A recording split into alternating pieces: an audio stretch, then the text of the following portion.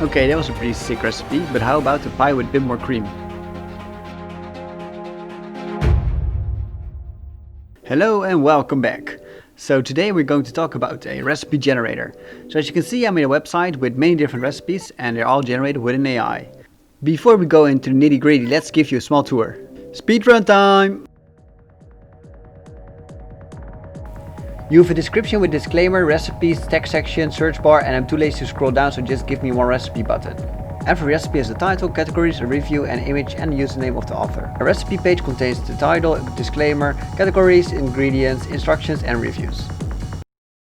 However, not all recipes are born the same. For example, this one describes a cheesy chicken and rice casserole. However, there's not freaking cheese. Like, come on. And like chicken broth. Seriously, is it all it takes to make a chicken casserole? Okay, let's just go to the recipe I made myself. This one's actually pretty decent.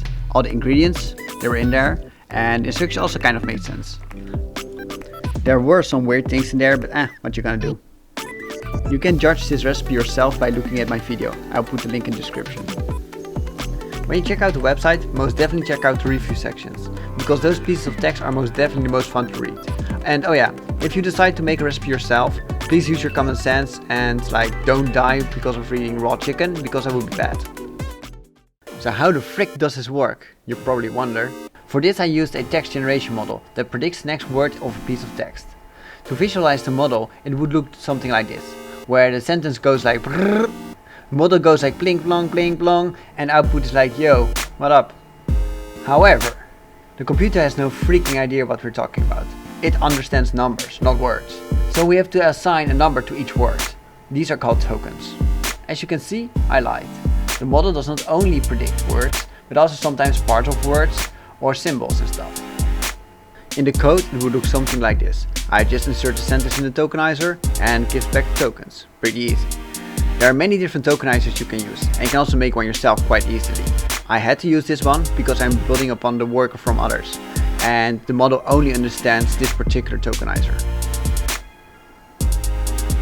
In our example, the input is the whole sentence up until the word cookie, and the model has to predict the word sheets. So let's get those tokens. Okay, awesome! We now have a bridge between our language and the language of the model. This is already enough to put the sentence in the model, so let's test it out, shall we? And don't worry, we're going to talk about the model later on.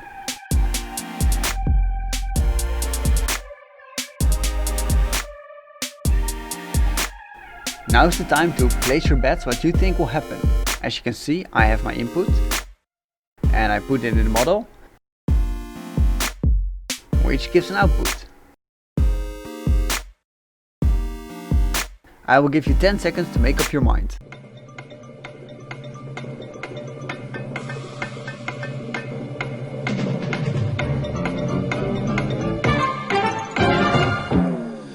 The output is not simply one token, but apparently a matrix of 16 by 50,000 something values.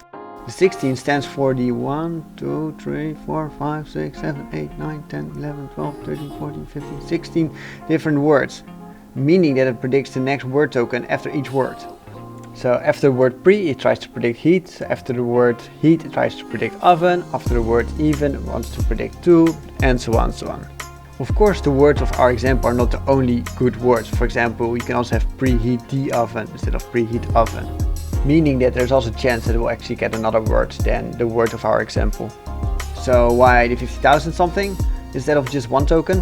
Well, it gives the values that are related with the probability for each word token, instead of giving the token of the most probable word.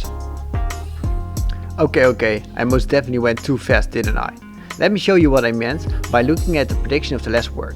Here I used the -1 to select the output of the last word and a softmax to turn all the values into probability values. So there you go. These values are probabilities for all the 60,000 something tokens. As you can see, most probabilities are almost zero, meaning that they are not very likely. However, there are a few tokens which are way higher. We can get those by removing everything that has a probability below 1% like this.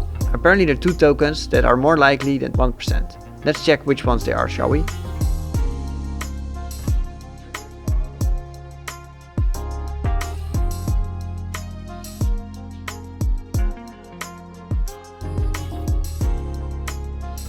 Hey, yes, apparently Sheets is one of them. And actually the other one's also Sheet, so they're very similar. And of these two, Sheets actually has the highest probability. Okay, are we done? Are we finally done talking about the freaking inputs and outputs? Can we finally talk about how the model works? Ha! You wish. The only thing left to do is to turn all the tokens into a vector. This makes the input more efficient. So words which are more similar are closer together, and it also requires less dimensions. Okay, now we're truly done. So let's summarize what we have learned. We have our parts of the words and symbols that are transformed into tokens. These tokens are changed into embedding vectors. These embeddings go into the model, and the model will predict the probability for every word, part or symbol. And from these probabilities we can draw a word, part or symbol. Yeah, that's about it. We're all set to talk about the model now. Finally.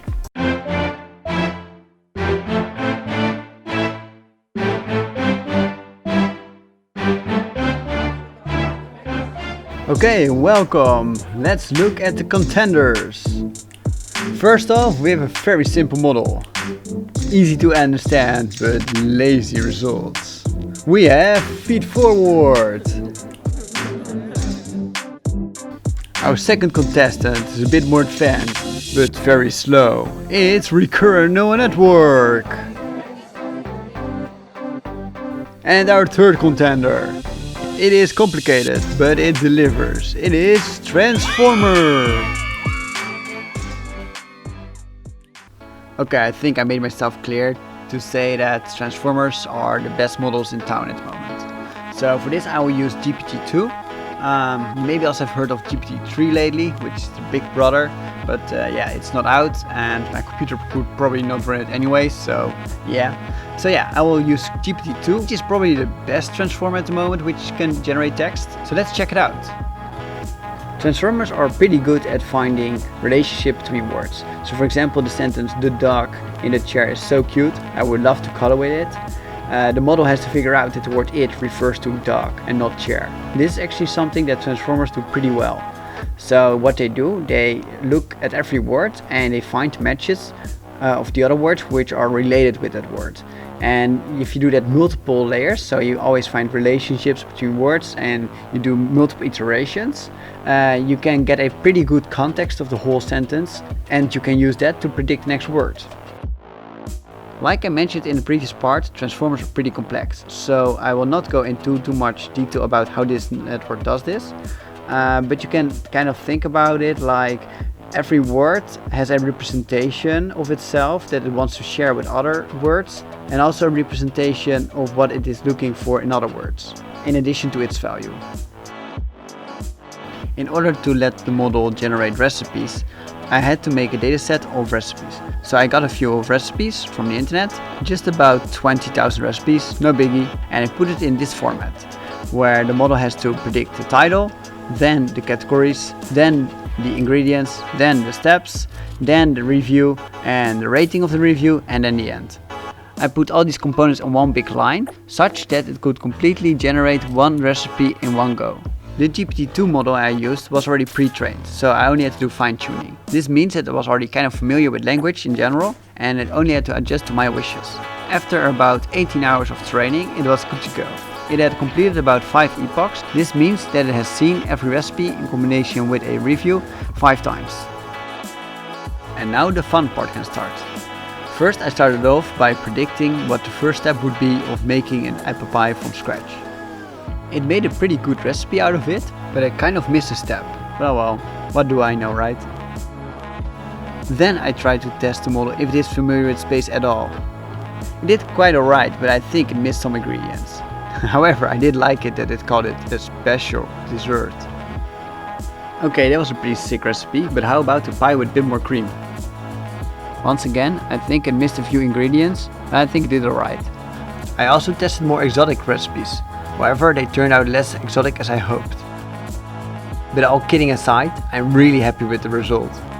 Sadly, you cannot create one of these recipes yourself on the website, because it's pretty compute expensive. With my computer it took about 10 seconds to complete one recipe with 5 till 10 reviews. And this computer is actually pretty good.